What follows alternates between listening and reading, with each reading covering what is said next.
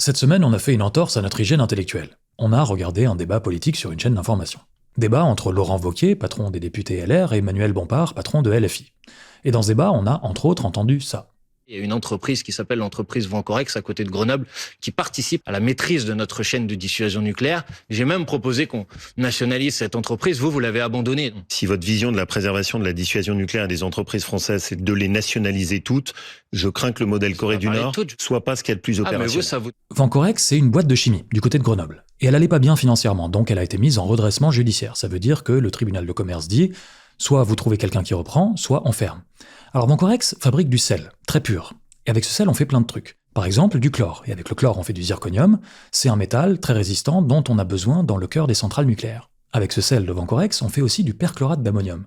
C'est le carburant des fusées Ariane. Et des missiles de la dissuasion nucléaire française. Donc, ce qui se passe à Vancorex, ça soulève des questions vraiment importantes pour le débat public. 1. La question de la dissuasion nucléaire. Alors on peut se mettre sur un plan philosophique, et dire que les bombes nucléaires, c'est pas ouf.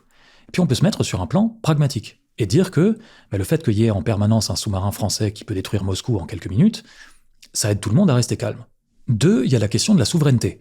Si on arrive à la conclusion que la dissuasion nous protège tous, se pose la question de comment on garde la main dessus. Parce que si Vancorex ferme, le ministère de la Défense dit « il nous reste 2 ans de sel pour nos missiles ». Mais après, il va falloir le faire venir de chez les voisins, l'Italie, l'Allemagne. Et le jour où l'Italie veut nous mettre la pression ? 3, la question de la place de l'État. Imaginons, on est tous d'accord pour dire qu'on a besoin de Vancorex et de la filière qui va avec. Est-ce que c'est l'État qui doit opérer ça ? Ou est-ce que, tant que ça reste en France, on peut le laisser au privé ? C'est une vraie question. 4. La question économique.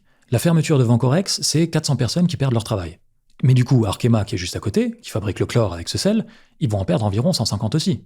Et Framatome, un peu plus loin, qui font le zirconium, ils sont pas tranquilles. Donc, c'est toute la filière qui va en prendre un coup. Toutes ces questions, on devrait en discuter. Un débat politique, c'est fait pour ça. Sauf que nous, on a droit à ça. Aujourd'hui, je considère que la France insoumise est le premier danger politique en France. Votre famille politique a fait 7% des voix devant les électrices et les électeurs.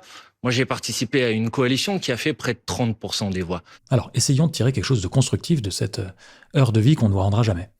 Un débat politique, c'est fait pour nous faire réfléchir, pour nous apprendre des trucs. Par exemple, qu'il y a besoin de sel pour faire fonctionner les fusées Ariane, et ce sel, il est fabriqué à Grenoble. C'est fait pour nous faire comprendre des enjeux. Par exemple, est-ce que c'est à l'État de s'occuper de la filière chimique qui alimente la défense ? Sauf que si ça se résume à « oui, mais c'est de votre faute, non, c'est vous qui êtes nuls », c'est pas un débat, c'est du bruit. Et on peut aller regarder les feux de l'amour.